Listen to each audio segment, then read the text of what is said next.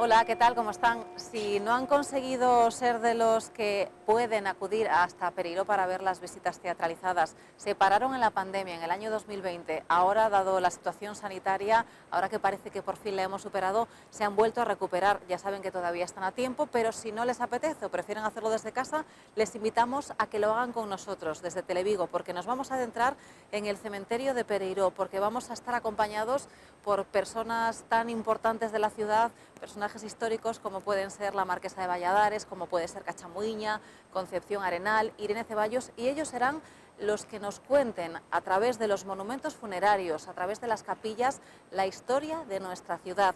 Así que si quieren, no tienen más que acompañarnos. Vamos. Llegaronme noticias de que hai un novo Napoleón na cidade, así que vou a combatilo. Ata pronto. Hola. ¡Qué grata sorpresa! Ya hacía tiempo que no tenía visitas. Yo soy Irene Ceballos. Yo soy la difunta esposa del que aquí descansa, José Policarpo Sanz y Soto. Aunque él nació en Marín, pasó casi toda su infancia en esta ciudad y a los 14 años, muy jovencito, emigró a Cuba.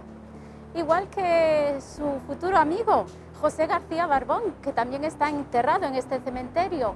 Además, José García Barbón nos ha dejado en la ciudad gratos recuerdos.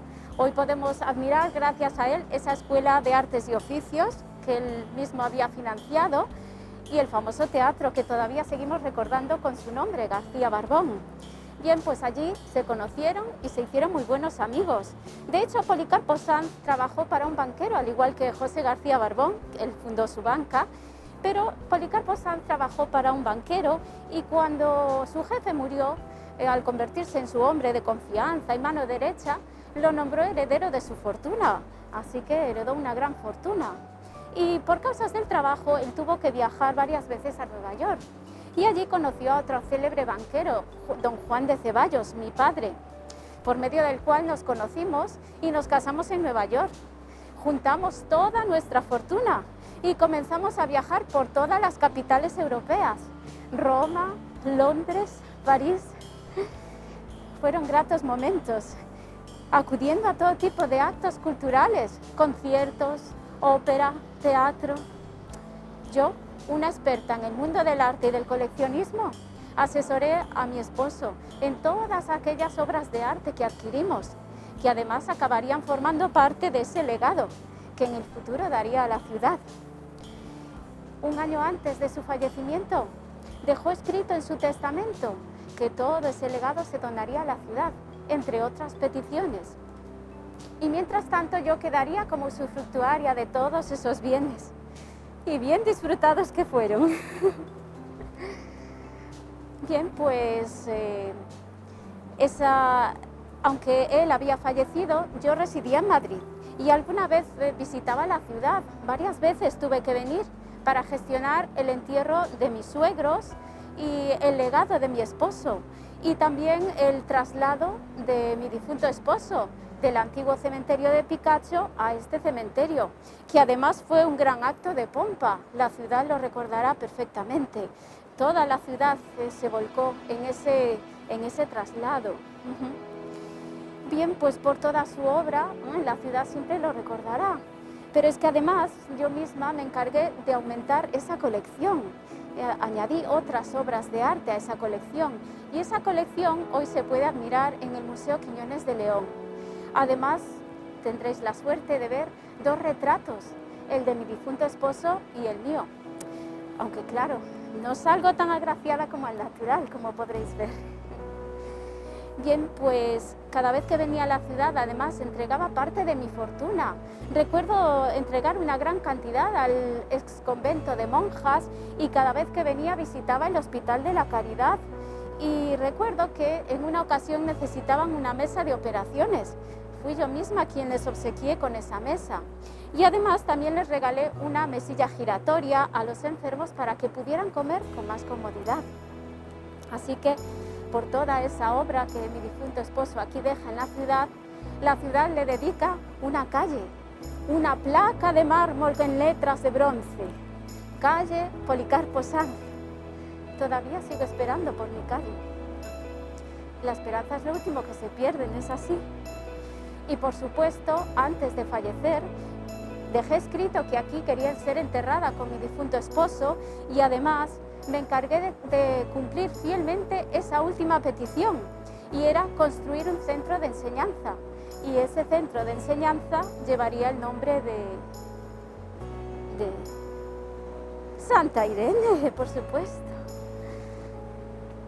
Me gustó muchísimo, llevo muchísimos años en Vigo y no conocía esto, y me parece una idea estupenda que nos hagan, o sea, que nos enseñen esto. Lo más importante, me parece a mí, es que nos hace vivir la historia de Vigo, que por mediación de sus personajes, pues te van contando la historia y la revives de otra manera. Porque aunque se conocen las cosas por separado, aquí las vemos todas juntas. Y efectivamente coincido con ella que de noche tiene un encanto especial. Así que intentaremos volver cuando sea una hora más tarde. Yo nací aquí en Vigo en el año 1858. Nací en la casa de mis abuelos, eran los marqueses de Valladares, y bueno, ellos tenían un pazo en el centro de Vigo, el pazo de la Oliva. Me han contado que hoy en este lugar hay el Centro de Interpretación de Illas Atlánticas, el edificio Cambón, no sé si lo conocen. Sí, ¿verdad? Bueno, pues ahí estaba parte del edificio que bueno, pues formaba el pazo, ¿no?, de mis abuelos. Eran mis abuelos maternos, mi madre dio a luz allí, y a los 2 años de nacer pues nos fuimos a Madrid, porque mi padre era ingeniero, lo destinaron allí. Mi padre, seguramente os sonará el nombre también, José Elduayen y Gorriti, fue pues uno de los políticos que mayores logros consiguió para esta ciudad. Estuvo más de 30 años de diputado por Vigo, y bueno, entre otras cosas, él pues llevó a cabo lo que fue la construcción del ferrocarril cuando llegó aquí, la línea Orense-Vigo, elevó el puerto de Vigo a primera categoría. Bueno, pues fue una persona que se interesó mucho por esta ciudad, a pesar de que él no había nacido aquí, era, pues podemos decir, hijo adoptivo, ¿no? No nació aquí, pero estaba muy relacionado, muy vinculado. Entonces nos instalamos en Madrid. Todo iba bien, hasta que a los 2 años de estar allí mi madre se pone muy enferma y no consigue superar su enfermedad, fallece, me quedo huérfana de madre con solamente 4 años. Entonces, bueno, mi hermana tenía 2 añitos, mi hermana Dolores prácticamente no se acuerda de mi madre, yo un poquito más, pero bueno, sobre todo las fotografías que nos enseña la familia. Entonces mi padre vuelve a casarse y se casa con una mujer que se llamaba Pura, muy buena persona, nos trató muy bien, nos atendió como si fuese una madre. Tengo muy buenos recuerdos de esta mujer, ellos no tuvieron más hijos y bueno, la verdad que fue la figura materna un poco, tanto para mí como para Dolo, mi hermana. Nuestra infancia transcurre entre Vigo y Madrid. Nosotros vivíamos allí, pero veníamos mucho a Vigo. Mi padre después se compró una casa en la zona de Asneves, el Pazo de la Merced, y venía mucho con su mujer, y a nosotros nos dejaba en Vigo, en casa de mis abuelos. Solíamos venir en verano, así que mis abuelos en verano estaban en el Pazo de Castrelos, así que pasábamos largas temporadas ahí, en casa de los abuelos. Vivía mi tía Dolores, la hermana de mi madre también. Estaban mis primos, bueno, era una casa grande, siempre estaba llena de gente y nos encantaba venir a Vigo porque, bueno, mi abuela nos trataba muy bien, nos hacía chocolate, recuerdo aquellas tardes con pues un montón de cosas, hacíamos fiestas de disfraces, pues eso, que fue una etapa muy bonita, ¿no? Venir a Vigo era pues toda una ilusión siempre que nos trasladábamos aquí. Estamos realizando visitas teatralizadas al cementerio de Pereiro. Se trata de que ciudadanos participen y vean una teatralización en la que figuras míticas como Cachamuiña, como Concepción Arenal, como Irene, la que le dio el nombre al Instituto de Santa Irene, como la condesa de Valladares, pues realizan y hablan de Vigo, hablan de la historia de Vigo, hablan de los edificios y de los monumentos que había en Vigo, y desde el cementerio en la propia arquitectura del cementerio. El cementerio de Pereiro es una especie de estratificación de la historia de la ciudad, y cuentan la historia la historia arquitectónica, pero la historia social, la historia económica, a través de los personajes y a través del recuerdo de los personajes. Es muy ameno, se pasa un buen rato, se aprende mucho sobre la ciudad y se puede admirar maravillosa arquitectura y conocer la historia de la ciudad, que es extraordinario, porque nos sentimos muy orgullosos de nuestra ciudad, nos sentimos muy orgullosos de Vigo y nos sentimos muy orgullosos de tanta gente que ahora están y yacen allí en el cementerio de Pereiró, hicieron tanto por esta ciudad, convirtiéndola en una ciudad hermosísima, que es lo que ahora es.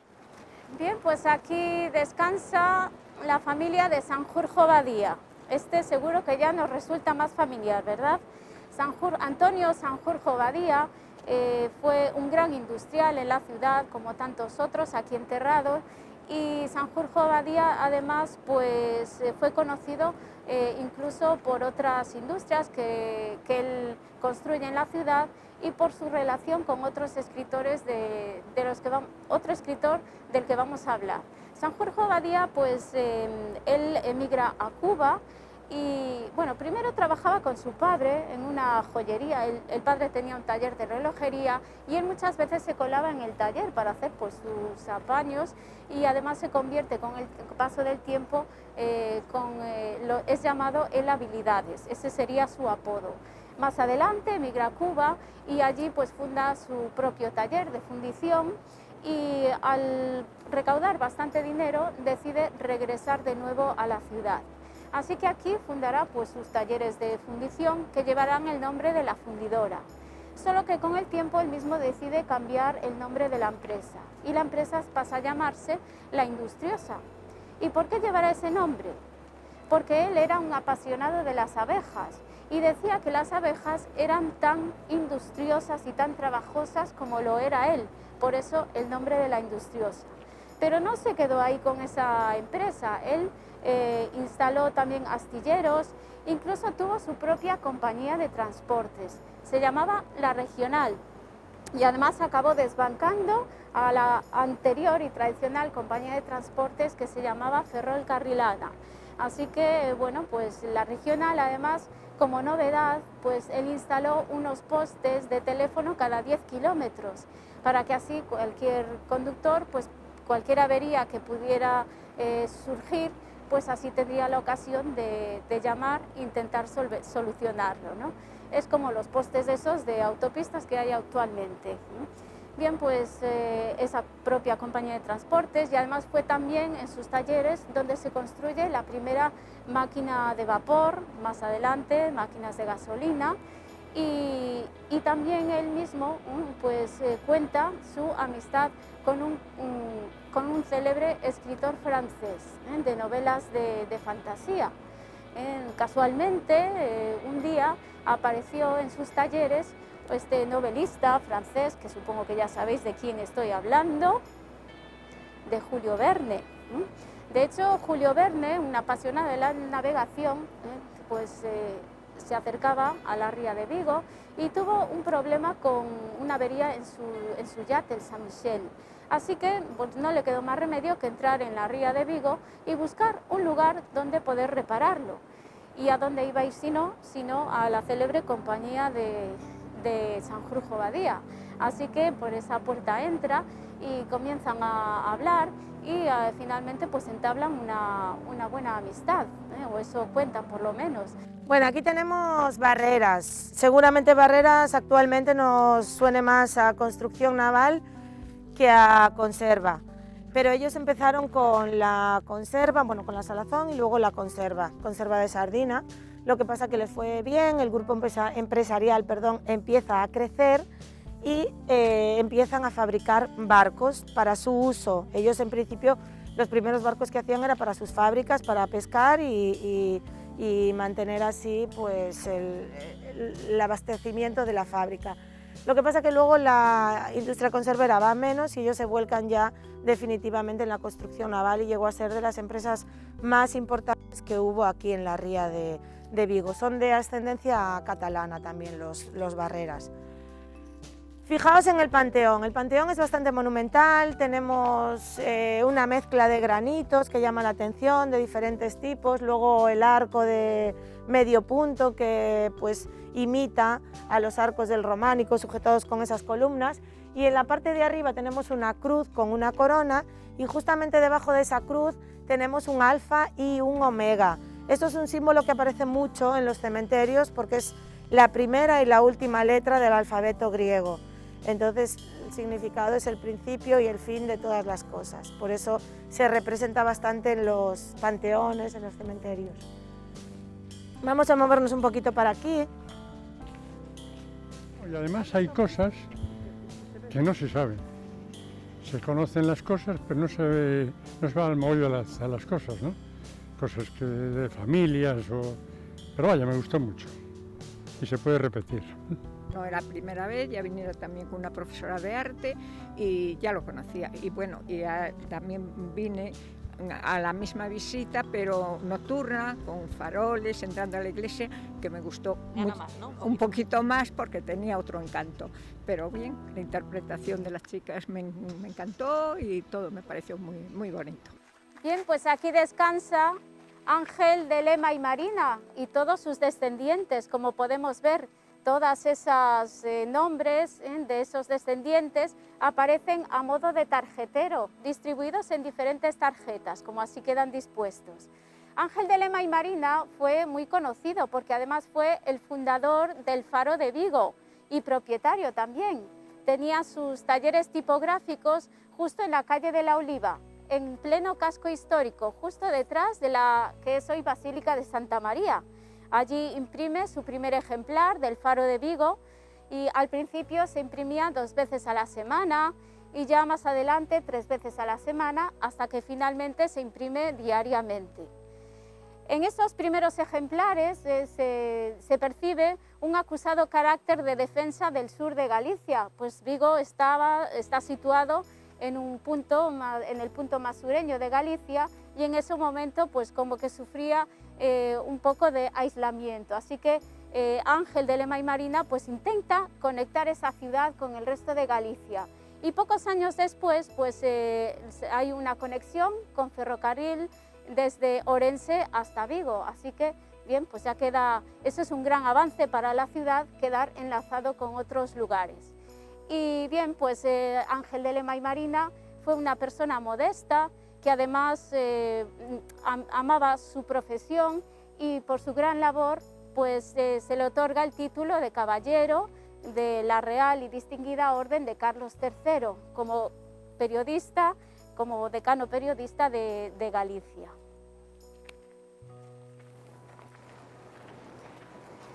¿Y a quién tenemos por aquí? La familia Valcarce Reboreda. Seguramente nos sonará más cuando hable a lo mejor de Antonio Valcarce o quizás de toda su obra en la ciudad. De hecho, Antonio nació en Ferreira de Pantón, en Lugo, y pretendía emigrar a Cuba, como tantos otros en antaño, pues desde luego el puerto de Vigo, del puerto de Vigo salían vapores diariamente para viajar hacia Sudamérica, hacia Uruguay, Buenos Aires, Brasil, Venezuela, y él quería emigrar a Cuba. Pero cuando llega a la ciudad queda embelesado por su belleza y decide instalarse. De hecho, comienza a trabajar como aprendiz en un despacho de panadería en la calle Venezuela. Pero ya años después decide fundar su propio despacho, La Espiga de Oro, en el barrio de Casablanca. Y no queda todo ahí. Él tenía un gran proyecto en mente, un proyecto muy ambicioso, y era pues fundar un gran despacho de pan, una gran industria de pan. ¿Y cómo lo hace? Bueno, pues empieza a interesarse a conocer otros lugares, viaja a Francia, a Bélgica, a Alemania, y allí conoce los métodos de producción mecanizada, las nuevas máquinas que utilizan, y contrata a los mejores arquitectos alemanes para que instalen esa maquinaria en la futura fábrica que él iba a construir. ¿Y dónde se construye esa fábrica? En lo que era antaño las afueras de la ciudad, en la calle Falperra. Pero en ese momento, bueno, pues en ese momento quedaba en las afueras y compra 7.000 metros cuadrados de terreno, contrata el proyecto a Manuel Gómez Román, quien empieza a trabajar con los primeros bocetos, y bien, pues esa panificadora, si se llamaba la panificadora, ahora sí que ya nos resultará más familiar, pues esa fábrica evoluciona muy bien, además intenta pues adquirir los mejores vehículos para transportar todos esos productos de pan y no quiere abarcar solo Vigo, sino toda la comarca. Su intención era repartir cuanto más lejos y abarcar más mercado, para él mejor. Y así lo consigue. De hecho, empieza con su primer producto de oro, que se llamaban los bollos japoneses, y además así aparece en la publicidad, 5 céntimos estaban los bollos, y además eran de calidad y económicos. Cualquier clase social podía adquirirlo, tanto adinerados como las clases medias y pobres. Así que esos bollos japoneses pues se hacen famosos, y sobre todo su industria, la panificadora. Y con el paso del tiempo evoluciona también, funciona de forma tan exitosa que incluso él construye baños, aseos y viviendas para los operarios que trabajaban en la panificadora, incluso un mirador en la misma panificadora. Así que se convierte en el rey del pan, y la panificadora también se convierte en la fábrica más grande y la más moderna, no solo de Vigo, sino de España. Así que ahí tenemos aún ese edificio en memoria a la panificadora, a ver qué sucede finalmente con ella. Moitos deles sobreviviron á batalla, pero outros non tiveron tanta sorte. Uns 30 heróis perderon a súa vida neste 28 de marzo de 1809. Entre eles estaba, ao meu mando, Carol. Hay mucha historia de Vigo aquí metida, y que por mediación de estas visitas pues te la recuerdan, te la hacen revivir. Y bueno, en otra faceta, en otra cosa, pero bueno, el arte está ahí y las vivencias. Bueno, Alfageme, este era de Zamora, curioso, ¿no? Porque es una zona de interior. Él se dedicaba al trueque del pescado, y cuando se casa es cuando empieza a vincularse con la industria conservera. Era su familia política quienes tenían fábricas de conserva en Asturias, se dedicaban a la anchoa. Y el hijo de Bernardo es quien pone el punto de mira aquí en el puerto de Vigo, porque en aquel momento había un auge importante de la industria conservera y había muchísima abundancia de sardina. Así que bueno, pues lo comentan la familia y deciden invertir aquí, construir una fábrica aquí, manteniendo lo que tenían en Asturias en un primer momento. Pero luego, bueno, pues sufren un golpe importante en la guerra civil. Bernardo y su nieto son fusilados allí en Asturias, entonces su hijo como que deja un poco de lado aquello, no quería, como que le cogió un poco de rencor, ¿no? a todo lo que tenían allí, lo malvendió y se vino definitivamente para aquí, se volcó en lo que tenían aquí. Llegaron a tener otra segunda fábrica que todavía está en pie, esta la tenemos en Tomás Alonso, la parte de atrás da Miramar, todavía existe el edificio, y esta cerró en el 2002, o sea, muy reciente. Y les iba a decir que la marca así más conocida de Alfageme era Miau, luego tenían Eureka también, pero bueno, la más destacada era Miau. Y en cuanto al panteón, es un panteón muy sobrio, pero llama la atención por la verticalidad y el tamaño sobre todo, ¿no? Simplemente como decoración esas 3 coronas ahí protegiendo y bueno, pues en recuerdo de las personas que ahí descansan. Y bueno, dejamos la conserva, nos vamos al cine. Bueno, Cesario sí que era de Vigo, él nació aquí en Vigo y era de familia humilde, entonces se fue a Cuba, a México, hizo pues unos ahorrillos y cuando se vuelve aquí a Vigo, su primer negocio fue invertir en publicidad. Eso fue lo primero que hizo, pues consiguió ahorrar y ya en el año 1941 es cuando funda la productora Suevia Films, que le dio tanta fama y tanto éxito, ¿no? Ahí ya cuando se empieza a vincular con el cine. Bueno, desde el 41 hasta el 67 había producido más de 130 películas, con colaboraciones latinoamericanas. Pues las actrices del momento y actores del momento trabajaban con él, ¿no? Era muy importante a nivel nacional. Suevia Films tenía sede en Madrid, pero él estaba muy ligado, muy vinculado a su ciudad natal. Entonces, en cada una de sus películas, al inicio, había una foto de la ría de Vigo, una bandera de la ciudad, ponía el nombre de Sueya Films, y esa era la seña de identidad de sus películas. Primero eso y luego todo lo demás, pero era como su insignia, ¿no?, de todas sus películas. Y bueno, como todo empresario, pues tuvo más negocios también. Aquí en Vigo se compró el Hotel Moderno, que es un edificio que está en la Puerta del Sol, no sé si lo conocen. ¿Sí?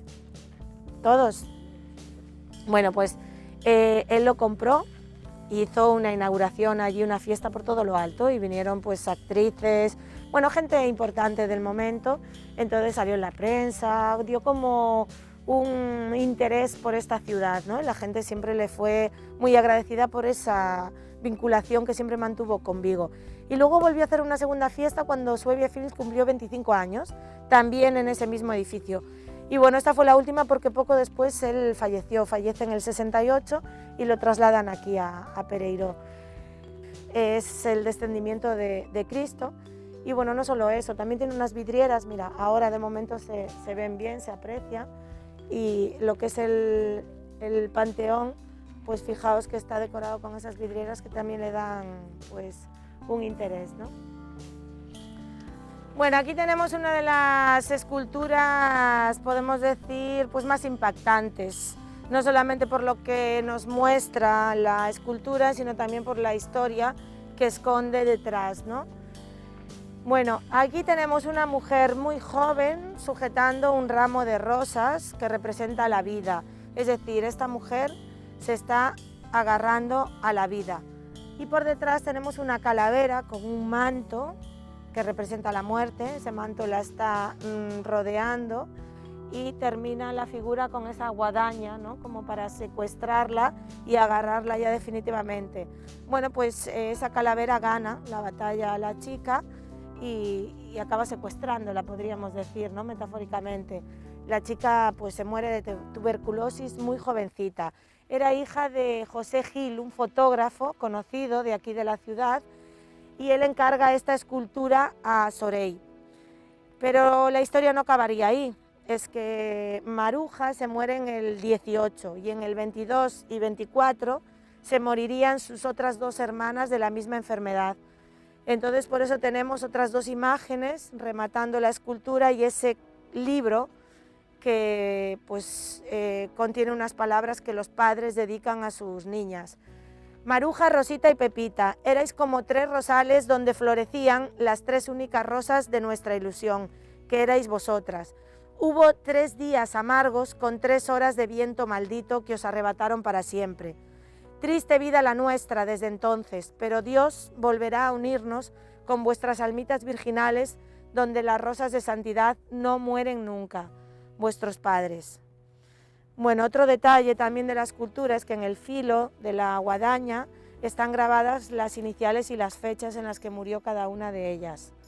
¿Vale? O sea que, bueno, como os decía, impacta bastante tanto la escultura como la historia. Hemos llegado al final, esperemos que les haya gustado, y si se han quedado con ganas de más, que sepan que durante la primera quincena de noviembre todavía estarán disponibles las visitas gratuitas teatralizadas al cementerio de Pereiro. Les animamos a que también las disfruten ustedes. Hasta luego.